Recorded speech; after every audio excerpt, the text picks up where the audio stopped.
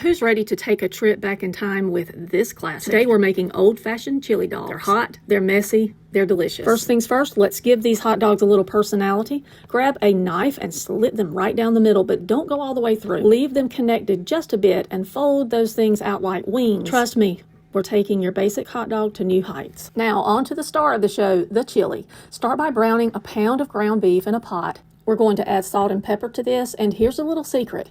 Add about 1/4 cup of water. The water will break down the meat into those fine little crumbles that we all love in chili. Once it starts to brown, we're going to throw in 2 teaspoons of onion powder, 1 teaspoon of garlic powder, and 4 teaspoons of chili powder. Stir in 1 cup of ketchup. Yes, I said ketchup. Trust me on this.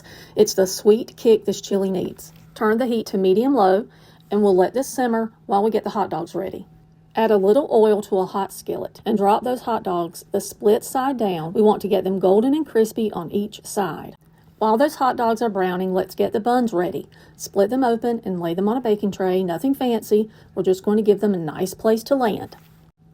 Now the hot dogs are looking very crisp.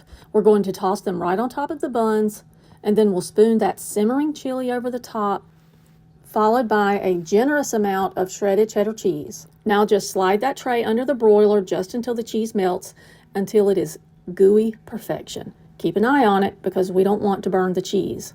We want that golden, bubbly deliciousness. And there it is, the classic chili dog, taken up a notch. Around here, we like ours dressed with mustard, slaw, and onions, but hey, you do whatever makes your heart happy. So the next time you're craving something simple, messy, and downright delicious, you know just what to do. Go old school with these chili dogs and thank me later. Now, if you'll excuse me, I have a date with this plate of perfection.